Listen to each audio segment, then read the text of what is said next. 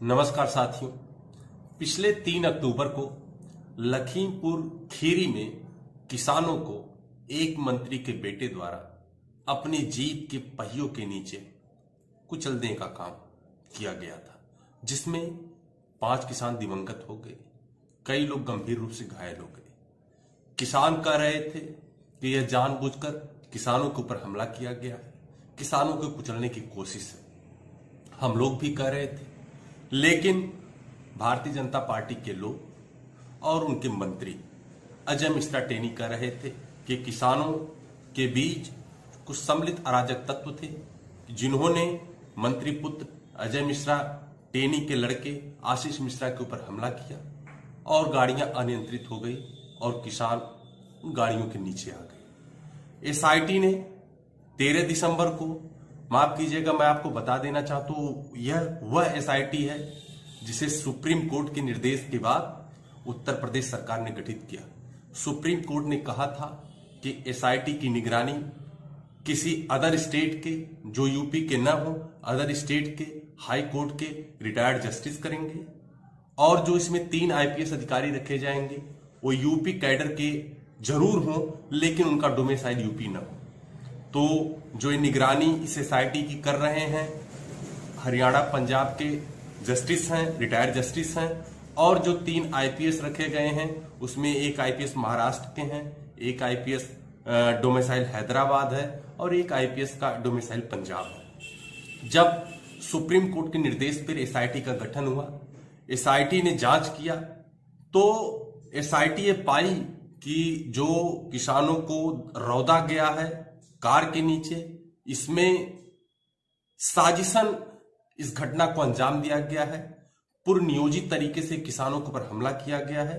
इसलिए जो इस मुकदमे में, इस घटना के संदर्भ में, लखीमपुर खीरी घटना के संदर्भ में जो एफआईआर में सेक्शन है, सेक्शन 279, सेक्शन 338, सेक्शन 304A, इसका विलोपन किया जाए और विलोपन करने के बाद 307, 326, सेक्शन 34 को, जो अन्य धाराएं हैं 120B और 302, 147, उनके साथ बढ़ाया जाए।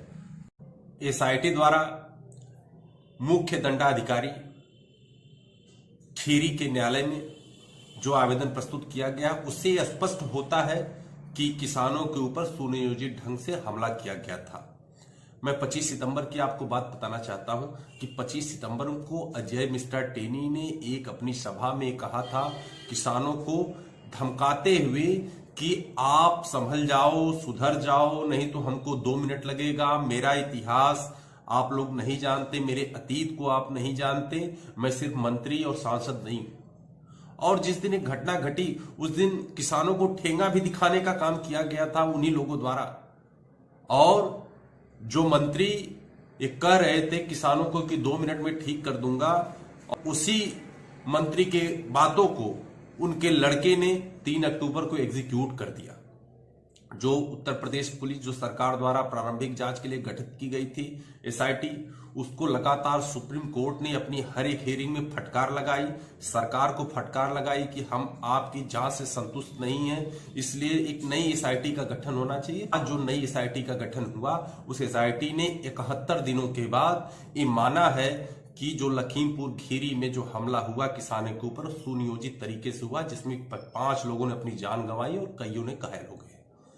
तो ऐसे में अगर हमारे न्यायालय में भी होता है कि अगर न्यायालय को इस बात पे विश्वास हो जाए कि जो अभियुक्त है अगर उसे वो जमानत मिल जाती है तो न्याय विवेचना को प्रभावित कर सकता है, तो न्यायालय उसे जमानत नहीं देता है। लेकिन जो मंत्री हैं, जब एसआईटी ये बात स्वीकार कर चुकी है, अगर उनके पिता गृह राज्य मंत्री बने हुए बैठे रहेंगे तो कैसे न्याय हो पाएगा। तो हमारी ये मांग है सरकार से, मोदी जी से, कि संवैधानिक शुचिता बनी रहे।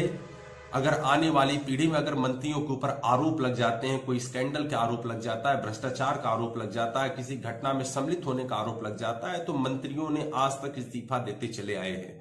तो आज भी मंत्री अजय मिश्रा टेनी का इस्तीफा आपको मांगना चाहिए। कल ही की घटना है, मंत्री जी से एबीपी न्यूज के एक संवाददाता स्ट्रिंगर ने नवीन अवस्थी जिनका नाम है, नवीन अवस्थी ने जब एसआईटी ने जो न्यायालय में एप्लीकेशन आवेदन फाइल किया है उसके संदर्भ में पूछा कि एसआईटी तो मानती है कि अब सुनियोजित तरीके से किसानों के ऊपर हमला किया गया था, तो इसके संदर्भ में आपका क्या कहना है?